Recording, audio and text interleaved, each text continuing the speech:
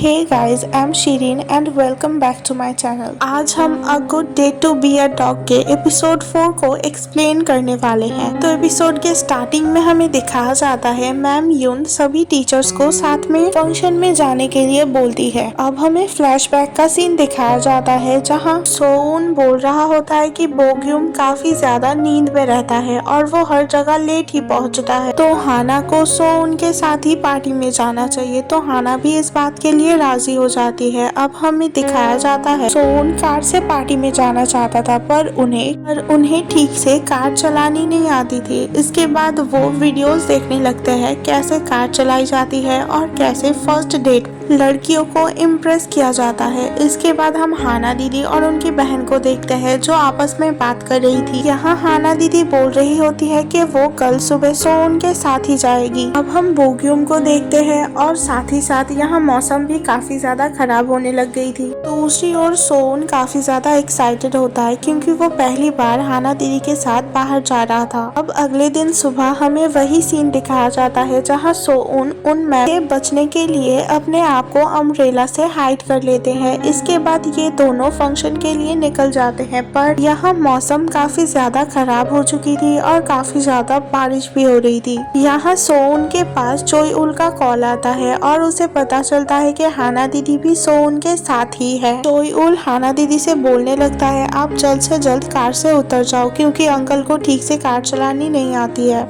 इस बात को सुनने के बाद हाना दीदी को भी काफी ज्यादा डर लगता है और काफी मुश्किलों के बाद ये दोनों वेटिंग हॉल तक पहुंच ही जाते हैं। यहाँ लिफ्ट के अंदर काफी ज्यादा लोग होने की वजह से सोउन और हाना दीदी काफी ज्यादा क्लोज आ जाते हैं। इसके बाद फंक्शन में सोउन एक गाना गाता है और हाना दीदी बड़े ही प्यार से उन्हें देख रही थी, वो जैसे खो ही गई थी। अब मैम उन भी एक कैब से यहाँ पहुँच जाती है पर तब तक फंक्शन तो खत्म ही हो चुका था। अब यहाँ जो ग्रूम होते हैं वो सोयून भाई साहब से रिक्वेस्ट करने लगते हैं। वो चाहते थे ब्राइड की पोस्टर सोउन भैया अपने साथ अपने कार में सियोल लेकर जाए। इनकी बातें मैम उन भी सुन लेती है और वो सोयून भैया से बोलने लगती है मुझे कुछ अर्जेंट काम है, क्या आप मुझे लिफ्ट दे सकते हैं। सोउन हाना की तरफ देखता है। हाना बोग्यूम के साथ काफी मुस्कुराकर बात कर रही थी तो वो मैम उनको अपने साथ ले जाने के लिए मान जाता है। अब इन दोनों को साथ बाहर जाते हाना दीदी की फ्रेंड देख लेती है।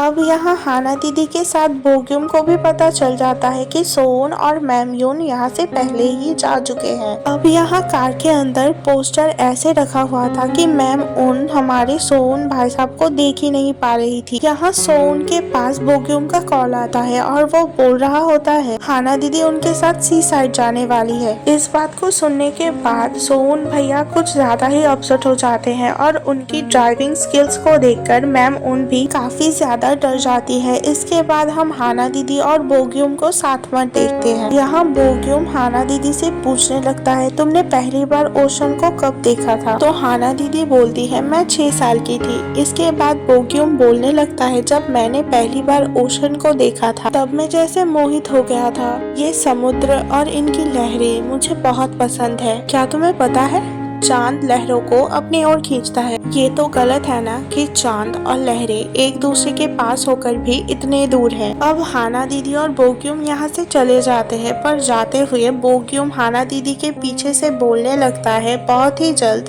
जल्द तुम दोनों एक दूसरे से दूर होने वाले हो जैसे मैं हुआ था। अब हमें पास्ट लाइफ का सीन दिखाया जाता है जहाँ हाना दीदी बहुत ज्यादा रो रही थी और सोउन उनके सामने खून से लथपथ पड़ा था। यहाँ बोग्यूम की बातें और उसकी हरकतें काफी ज्यादा स्ट्रेंज लग रही थी। हमें दिखाया जाता है बोग्यूम की शैडो खूंखार शेर बन गया था। अब सोउन भैया और मैम यून दोनों ही सियोल पहुंच जाते हैं जहां मैम यून बोलने लगती है मुझे काफी भूख लगी है, क्या हम साथ में डिनर करने के लिए चल सकते हैं। तो सोउन मना करते हुए बोलता है उसकी तबीयत ठीक नहीं लग रही है। यहाँ हम हाना दीदी को देखते हैं जो फंक्शंस की सारी फोटोज देख रही थी। इसमें से सोउन भैया की फोटो देखती है। तभी उनके पास सोन भैया का मैसेज आता है कि हम सॉरी, मुझे वहाँ से जल्दी आना पड़ा। तो हाना दीदी रिप्लाई करती है कोई बात नहीं, आज के लिए शुक्रिया। जबकि उन्हें काफी ज्यादा बुरा लग रहा था क्योंकि सोन भैया मैम उनके साथ वापस आ गए थे। यहाँ हाना दीदी की बहन उन्हें चोई उल की मदद लेने के लिए बोलती है, पर हाना दीदी ऐसा करना नहीं चाहती थी। वो बोलने लगती है ये उनके लिए काफी ज्यादा एम्बैरेसिंग है। अब हमें अगले दिन का सीन दिखाया जाता है जहाँ चोई उल के साथ हाना दीदी की बहन और उनके जीजू होते हैं। वो चोयुल को मदद करने के लिए बोलते हैं और चोयुल भी मान जाता है, पर वो पूछने लगता है कि ये कर्ज कैसे स्टार्ट हुआ। हाना दीदी की बहन उसे बताने जा ही रही थी, तभी ऊताक उसे रोक लेता है और बोलता है तुम अभी बहुत छोटे हो, तुम्हें सब कुछ डिटेल में जानने की जरूरत नहीं है। अब हमें अगले दिन सुबह का सीन दिखाया जाता है जहाँ हाना दीदी चोयुल के साथ बात करने के लिए आई हुई थी और वो चोयुल को सब कुछ सच सच बता देती है। यहाँ चोयुल पूछने लगता है क्या हाना दीदी वाकई सोउन को डेट करने वाली थी। तो हाना दीदी बोलने लगती है ऐसा कुछ नहीं है, मैं ड्रंक थी और गलती से उन्हें किस कर लिया था। यहाँ चोयुल हेल्प करने के लिए मान जाता है और वो बोलने लगता है आप इस कर्ज को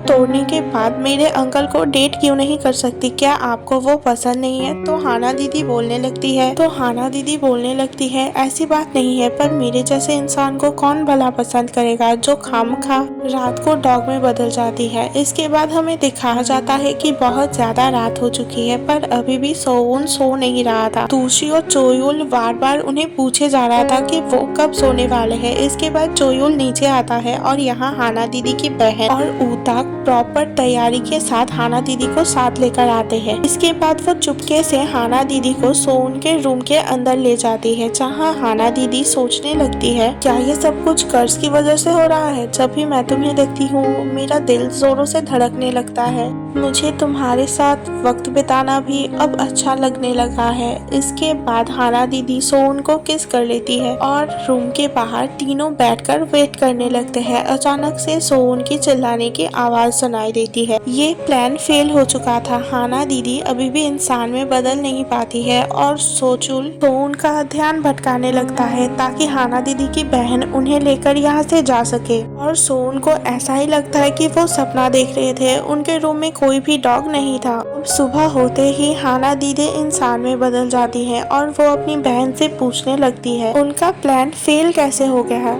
वो कैसे इंसान में बदल सकती है, क्या उन्हें अपने मॉम से पूछना चाहिए। अब शाम को हाना दीदी फिर से अपनी बहन से ये बात पूछने लगती है। तब उनकी बहन बोलती है किस करते टाइम सोन को पूरी तरीके से होशो हवास में रहना होगा, तभी ये प्लान काम करेगा। अब हमें दिखाया जाता है सब एक साथ डिनर कर रहे थे। यहाँ हाना दीदी की बहन उन्हें बोलती है इस कर्ज से छुटकारा पाने के लिए तुम्हें सेल्फिश बनना पड़ेगा। पर हाना दीदी बोलती है मैं इस कर्ज से छुटकारा तो पाना चाहती हूँ, पर मैं नहीं चाहती मेरी वजह से सोन को कोई भी परेशानी हो। यहाँ ऊताक बोलने लगता है कहीं ऐसा तो नहीं है ना कि तुम सोन को पसंद करने लगी हो। तो हाना दीदी बोलती है नहीं, ऐसा कुछ नहीं है। इसके बाद वो डिसाइड करती है कि वो सोन की हेल्प करेगी डॉग से डर ओवरकम करने में। अब यहाँ काफी दिन बीत जाता है। इसके बाद हमारी हाना दीदी नोटिस करती है कि सोन भैया उनके दिए हुए की चेन को अभी भी अपने पास ही रखते हैं। इसके बाद वो सोन भैया से कहने लगते हैं कि वो उनकी हेल्प करेगी ताकि उनका डर डॉग से खत्म हो जाए और सोन भैया भी इस बात को मान जाते हैं। इसके बाद सोन भैया इमेजिन करने लगता है कि वो दोनों किसी जगह पर आए हुए हैं और यहाँ काफी ज्यादा खूंखार और बहुत सारे डॉग्स होते हैं, जिन्हें देखकर सोन भैया की हालत काफी ज्यादा खराब हो जाती है। इसके बाद वो सोचने लगते हैं क्या उन्हें जाना चाहिए। अगले दिन सुबह हाना दीदी सोन भैया को लेकर काफी ज्यादा डॉग्स के पास जाते हैं और सोन भैया भी अपने डर को कंट्रोल करने की बहुत कोशिश करते हैं। अब थोड़ी देर बाद ये दोनों एक पार्क पर आ जाते हैं जहाँ एक डॉग भागते हुए आता है और सोन भैया को बहुत ज्यादा डर लगने लगता है। उन्हें अपनी बचपन की बात याद आ जाती है जब किसी खूंखार डॉग ने उन पर अटैक किया था। इसके बाद हम देखते हैं ताकि उन्हें डर ना लगे इसलिए हमारी हाना दीदी अपनी कोट को उनके सर के ऊपर रख लेते हैं और बोलने लगते हैं, ऐसा सोचो कि ये हमारा घर है और ये सबसे सेफ प्लेस है। ये सीन बिल्कुल आशिकी 2 मूवी के आइकॉनिक सीन जैसा होता है। यही 4th एपिसोड का एंड हो जाता है। अगर आपको मेरी एक्सप्लेनेशन पसंद आती है तो लाइक कीजिए। एपिसोड 5 अगले हफ्ते आने वाली है। Stay tune. Thanks for watching. Subscribe to my channel.